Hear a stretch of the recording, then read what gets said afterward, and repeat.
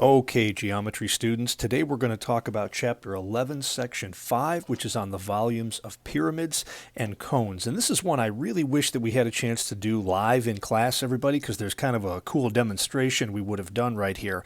But when we talk about the formula here for volumes of pyramids and cones, what those two shapes have in common is that they both come to a point either up here at the very top of the figure, or if you flip this thing around, down here at the very bottom. And what I tried to draw in this diagram right here is basically a box, a rectangular prism with a pyramid kind of drawn inside of it.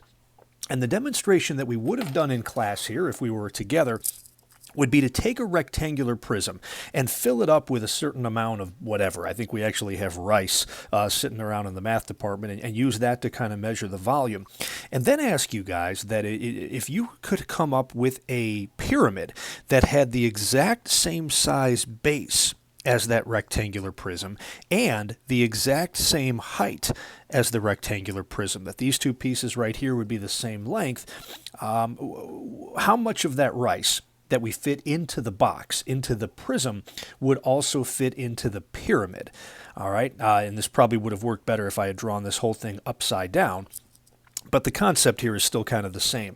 So pretty obviously, people are going to look at this and say that the pyramid is going to hold less rice or water or whatever it is that we're talking about than the box itself.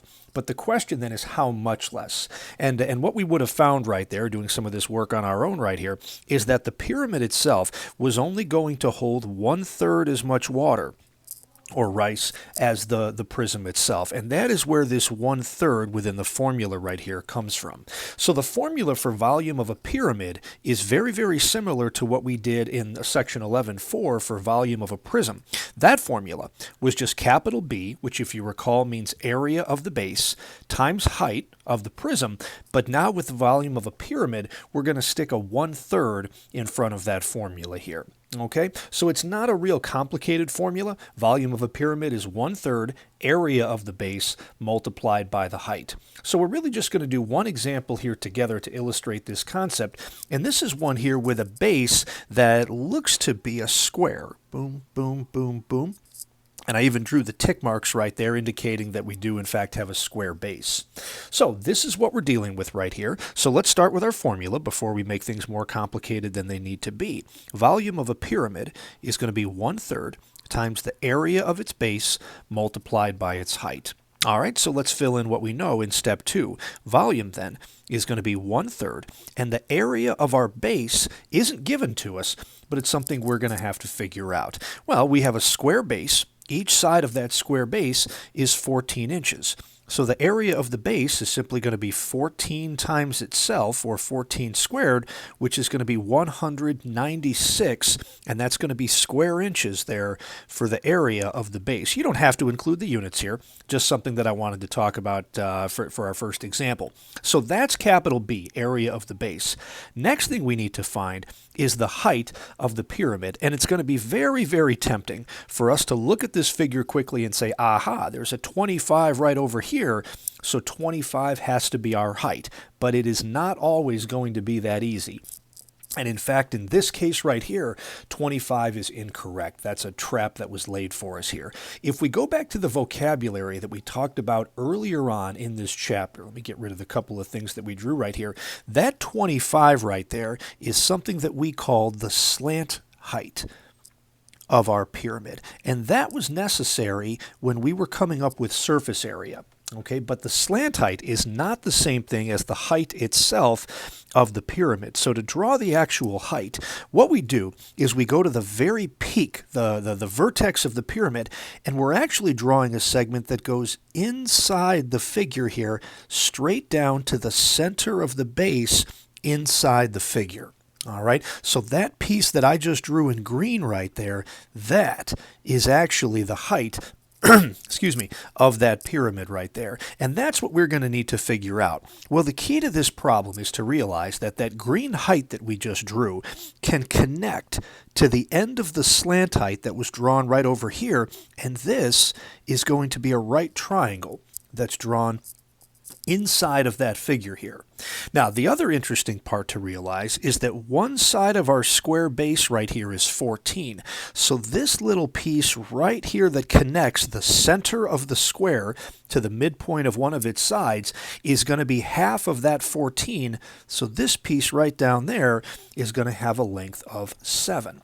So if I kind of redraw what's going on right here, we've got the height of our pyramid going right down the middle. We've got this little piece coming off to the side right here, which is half of a side length, which has a length of 7. And then this hypotenuse coming right down here, that's your slant height, which in this particular case was going to be 25. And we knew that this was a right angle there. So, as has very often been the case here within Chapter 11, we're going to have to do the Pythagorean theorem in order to figure out the length of h. So we'd probably set up something like 7 squared plus h squared is equal to 25 squared. But if you recall, that's another Pythagorean triple right there, 7, 24, 25. So we're going to put h equals 24 there. And that's not a choice that we made right there. That's just Mr. Fontana knowing his Pythagorean triples. Go me. All right. So if you don't know those triples, which I know a lot of you don't, you can go ahead and do the Pythagorean theorem on that, but I promise you it's going to work out that way. So we're going to put a 24 right there for the height, and height is a linear measurement. That's just going to be done in inches.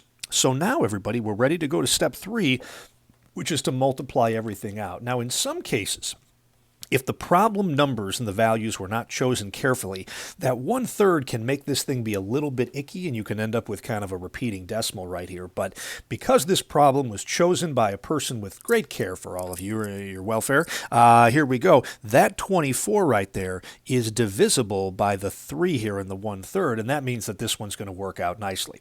So when I go to my calculator, guys, I would type in 1/3. You can either do that as a fraction or just as 1 divided by 3, multiplied by 196, multiplied by 24, and that's going to get us a pretty big answer here of 1,568. And the square inches multiplied by linear inches are going to get us cubic inches, which is the unit we would expect to see for volume. So 1,568 cubic inches is going to be the volume of that square pyramid. All right, other pyramids work in a similar manner right there, but square pyramids are probably the easiest one. Okay, we're going to move on now into the second thing that we need to talk about today, and that's the formula for the volume of a cone. And if we recall, a cone is really just like a pyramid. The only difference is that whereas a pyramid has a square base, a cone has a base that's going to be a circle. And it usually works a little better for our purposes if we draw that thing pointing upward. Although if we were doing that rice or water demonstration in class, we'd probably flip it and draw it downward right there. Okay, so this is where we're at right here. Let's take a look at what's going on here, guys. All right, so the formula for volume of a cone. Well, the volume formula we wrote down for pyramid just a minute ago was 1/3, capital B, that was area of the base, multiplied by the height. Well, if we look at what these two formulas have in common, they both have a 1/3 out in front. They both have a height at the end. The difference is that the formula for volume of a pyramid had a capital B, which meant area of the base, and here we have a pi r squared. Well, if we recall, the capital B meant area of the base of a pyramid, but in every cone, the base is always the same shape. The base is always a circle, and so the formula for the area of that base, when we know we're talking about a circle, can just be written as pi r squared. This formula is actually more specific, and therefore a little bit easier to use than the formula for volume of a pyramid that we did on the last slide here. Okay, so let's see what this volume of a cone formula looks like in action. And again, we're just going to do one example right here. Okay, so we've got a cone kind of pointing downwards right here. And before we make things complicated, let's just start with our formula for volume of a cone. And we said that that was going to be 1/3. The area of your base is pi r squared, and we're going to multiply all that by h, which is our height. Step 2, fill in what you know. Volume is 1/3 times pi. The radius of this cone was given to us right here. That 9 centimeters is our radius. So 1/3 pi times a radius of 9, got it, squared.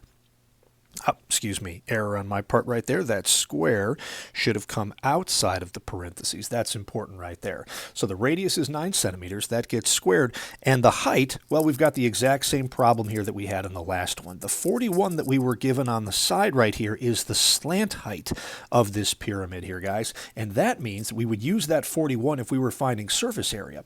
But for volume, we're trying to actually find the real height of the cone, which once again goes right down the center right here, so we've got to find h. Well, once more, everybody, this happens a lot. We've got another right angle here between our height and our radius, so once again we have a right triangle with a leg of 9 and a hypotenuse of 41, and we've got to figure out the other h. So if you wanted to do the Pythagorean theorem, you could do h squared plus 9 squared is equal to 41 squared. But guess what? That is yet another Pythagorean triple, everybody. 9, 40, 41 is the triple that we're dealing with right here. So that means that the height of our cone here is going to be 40 centimeters. And right there, we know everything we need. We needed to know the radius and the height in order to pull this off. We got a radius of 9 and a height of 40. So let's see what happens right here.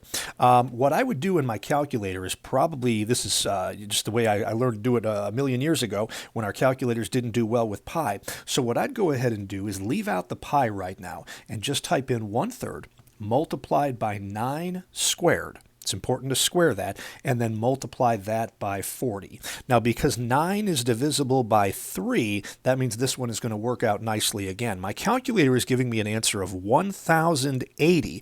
But remember, guys, I did not put the pi in the calculator there, so I'll just tack it on at the end. If I did all of that, but with a pi as well, so it'd be a 1/3 times, let me put the pi in there now, and then times all that. Okay, no, the calculator did give me the same answer of 1,080 pi. Sometimes with a really big number like that, it'll round it. And again, guys, we took centimeters and squared those centimeters to get square centimeters times linear centimeters, and that's going to get us cubic centimeters here for the volume of that cone. So 1,080 pi cubic centimeters is that volume. Okay, that's one quick example for each of the two types of problems that we've got right here. That's a wrap on 11.5.